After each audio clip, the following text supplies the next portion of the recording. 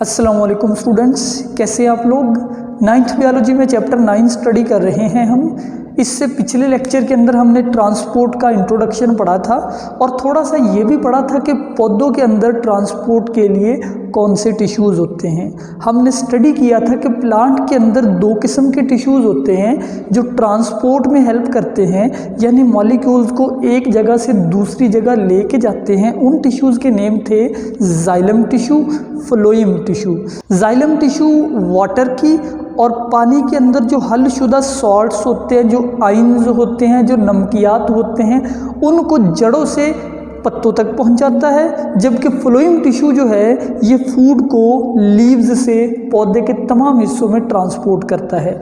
आज हम ये देखेंगे कि जो वाटर है ये जाइलम तक कैसे पहुंचता है। जाइलम लकड़ी के अंदर कहाँ पे होते हैं, रूट में किस जगह होते हैं और वाटर के मॉलिक्यूल वहाँ तक कैसे पहुँचते हैं। तो अपना लेक्चर शुरू करते हैं। सबसे पहले हम देखते हैं ट्रांसपोर्ट इन प्लांट। दो किस्म के tissues, xylem tissue, phloem tissue. Xylem water और साल्ट के लिए है, इनको ट्रांसपोर्ट करता है। फ्लोएम जो है ये फूड की ट्रांसपोर्ट के लिए होता है। इन दोनों टिश्यूज़ को आप कहते हैं कंडक्टिंग टिश्यूज़। ये दोनों कौन से टिश्यूज़ होते हैं? कंडक्टिंग।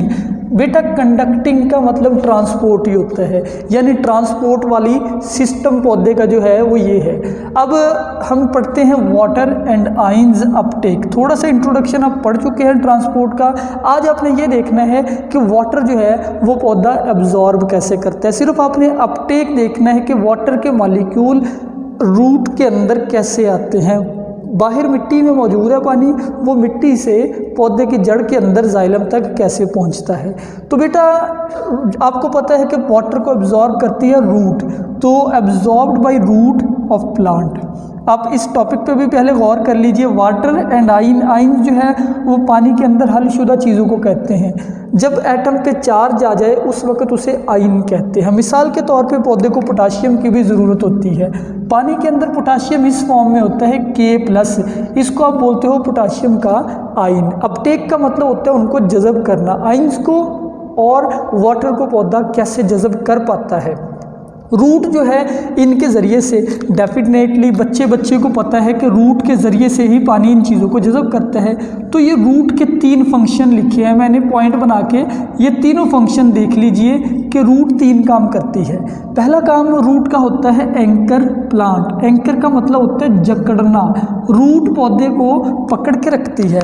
लाइक बेटा हम यहाँ पे एक छोटा सा पौधा ड्रॉ करते हैं। ये समझ लीजिए एक प्लांट है, ठीक है। ये इसके लीव्स वगैरह हो गए। अब इस पौधे को मिट्टी के अंदर किस चीज़ ने पकड़ा हुआ है? इसकी रूट ने। इसकी जो मिट्टी के अंदर रूट है वो पौधे को होल्ड करके रखती है। फिर रूट का दूसरा फंक्शन एब्जॉर्ब वाटर, पानी को जज़ब करती है रूट जो है। तीसरा फंक्शन प्रोवाइड कंडक्टिंग टिश्यू। इसमें क्या होते हैं? कंडक्टिंग टिश्यू, यानी कि जाइलम और फ्लोएम भी रूट में होते हैं। अब रूट से ये पानी ऊपर तक कैसे चढ़ता है? अगर आप रूट के स्ट्रक्चर को देखें तो ये बेटा मैंने रूट का एक क्रॉस सेक्शन बनाया है। आपको पता है क्रॉस सेक्शन क्या होता है? नहीं पता तो समझ लीजिए आज क्रॉस सेक्शन क्या होता है। ये बेटा आपके पास एक रूट है। इस रूट को आप देख रहे हो, ये लंबी है, ठीक है, लंबी है, ये लंबी है। इसको आप सेंटर से काट दें। आपने काट दिया। अब जिस जगह से काटा है वो गोल सा एरिया, वो कटा हुआ हिस्सा आपके सामने, उसको यूं देखें, वो ये गोल कटा हुआ हिस्सा है।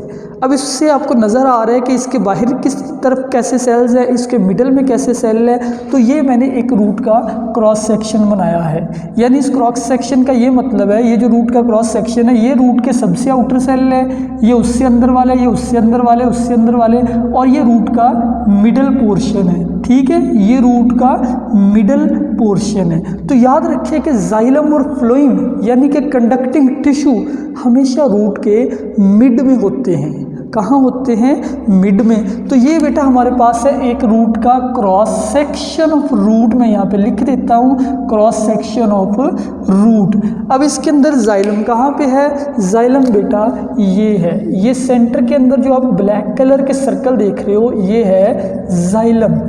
अब आप कहोगे सर ने पिछले लेक्चर में तो बताया था जाइलम पाइप की तरह है। ये तो सर्कल है, बेटा एक्चुअली जाइलम पाइप ही होता है। बेटा ये देखिए, ये समझे क्या है, ये एक पाइप है। इसको आप क्या देख रहे हो, ये एक पाइप है। अगर आप इसको सामने से देखो तो ये आपको लंबाई के रुख से ऐसा दिखाई देगा, लंबा सा। अगर आप इसको टॉप से देखो, इसके मुंह को, अब आपको ये कैसा दिखाई दे रहा है, अब सिर्फ आपको सर्कल ही दिखाई दे रहा है। तो एक्चुअली ये जो आप सर्कल देख रहे हो, ये पूरे पाइप है जो अंदर की तरफ जा रही है। मेरी बात समझ आई कि ये पाइप, हमने सिर्फ टॉप की डायग्राम बनाई है, ये पाइप पूरा अंदर की तरफ जा रहा है। ये लंबी ट्यूब है, जाइलम लंबी ट्यूब की तरह होते हैं। और जाइलम के बाहर ये जो चीज़ है, इसका नेम है फ्लोएम।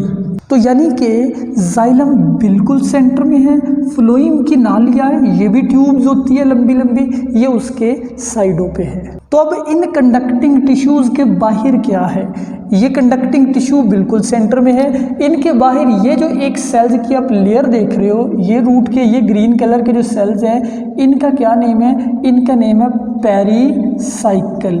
तो पेरिसाइकल के बाहर क्या होता है, पेरिसाइकल के बाहर ये जो बच्चों एक सेल की सिंगल लेयर है, पेरिसाइकल भी एक ही लेयर होती है, इसके बाहर एक सिंगल लेयर और है जिसका नेम है एंडोडर्मस। क्या नेम है, एंडोडर्मस, यानी अंदर वाली डर्मस।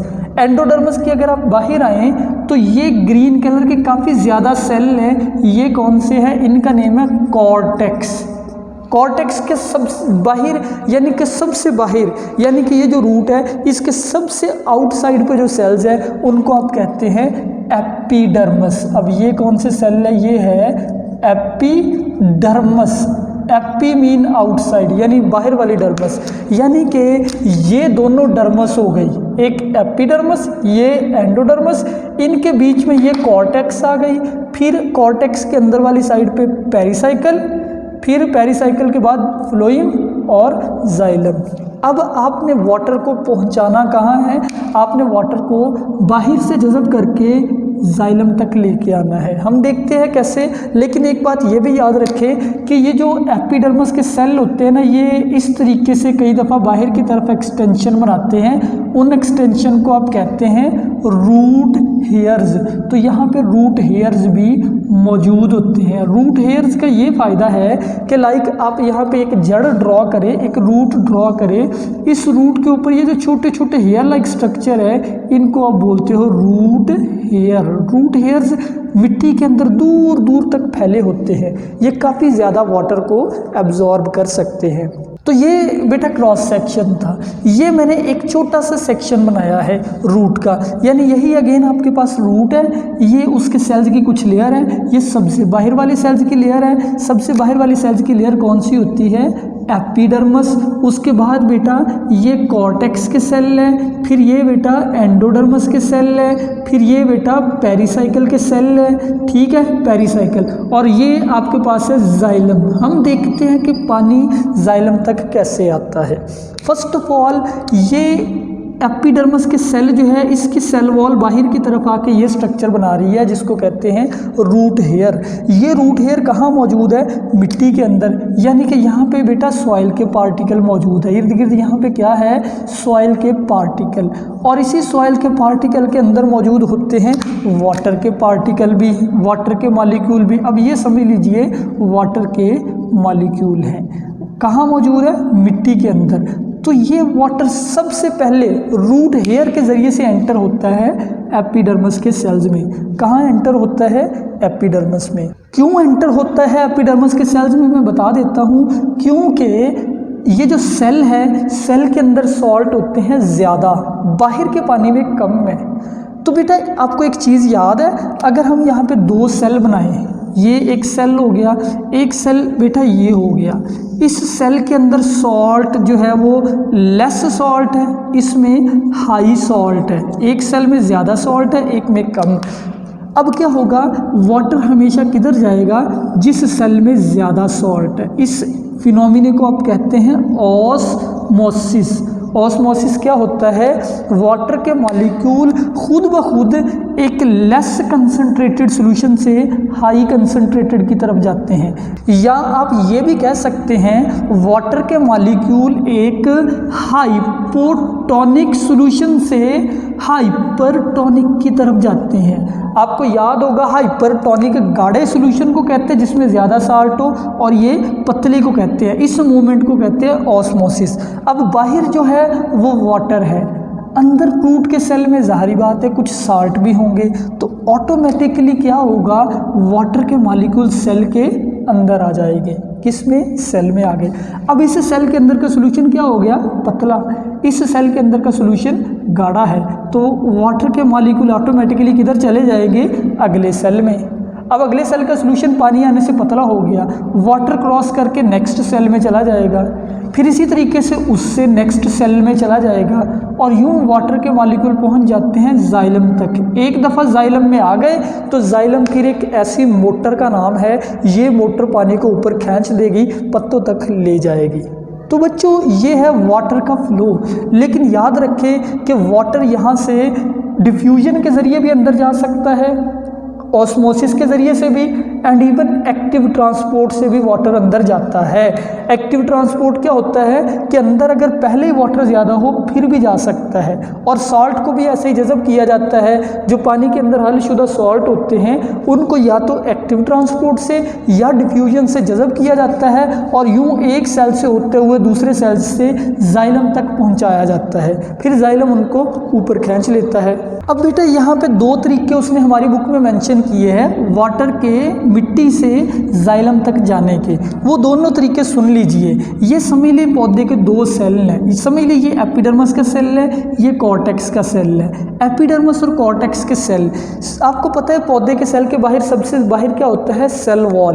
सेल वॉल जो है वो नेबरिंग सेल्स की सेल वॉल में कनेक्शन होता है, उस कनेक्शन को आप कहते हैं प्लाज्मोडेस्माटा। ठीक है बेटा।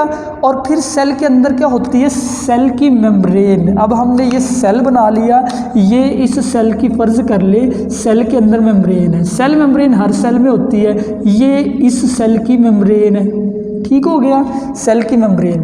अब पानी जो है वो दो तरीके से मूव कर सकता है। ये एपिडर्मस का सेल है, इसका हम यहाँ पे रूट हेयर भी बना लेते हैं। अब सपोज वाटर का मॉलिक्यूल एपिडर्मस के सेल में एंटर हुआ और सेल के अंदर नहीं गया बल्कि सेल के बाहर से ही होके, तो वाटर का मॉलिक्यूल सेल के अंदर तो एंटर हुआ, लेकिन जो सेल की मेम्ब्रेन है उसके अंदर एंटर नहीं हुआ, बल्कि सेल की मेम्ब्रेन के बाहर से प्लाज्मोडेस्माटा के ज़रिए से आगे जा रहा है। ये आगे प्लाज्मोडेस्माटा होगा, यूं वाटर के मॉलिक्यूल नेक्स्ट सेल में जाएंगे।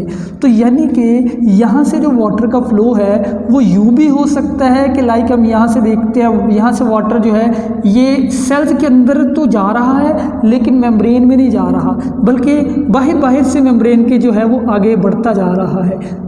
ये फ्लो भी हो सकता है। आप नेक्स्ट क्लासेस में जाके फर्स्ट ईयर में सीखेंगे कि इस फ्लो को आप कहते हैं एपोप्लास्ट पाथवे। अगर पानी सेल्स के अंदर तो एंटर हो लेकिन साइटोप्लाज्म में ना जाए, बल्कि सेल की मेम्ब्रेन के साथ साथ से गुजरता हुआ आगे जाए, इसको कहते हैं एपोप्लास्ट पाथवे।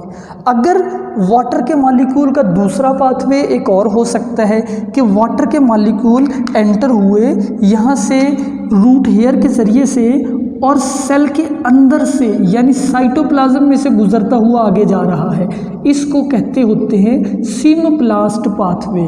वैसे आपने ये फर्स्ट ईयर में जाके पढ़ना है कि ये वाला पाथवे सिम्प्लास्ट होता है और ये जो बाहर से गुजर रहा है इसको कहते हैं एपोप्लास्ट।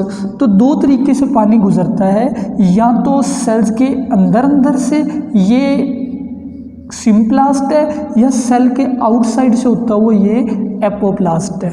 तो बच्चों जाइलम के अंदर जब एक दफ़ा पानी आ जाए, जाइलम फिर उसको ऊपर खींच लेगा, पत्तों तक लेके जाएगा। ये हम आगे पढ़ेंगे अगले टॉपिक्स के अंदर कि जाइलम से पानी ऊपर कैसे चढ़ता है। आज का लेक्चर यहाँ पे कंप्लीट हुआ। अगर कोई क्वेश्चन है वो मुझसे कर लीजिए। अपना ख्याल रखिए। अल्लाह हाफिज़।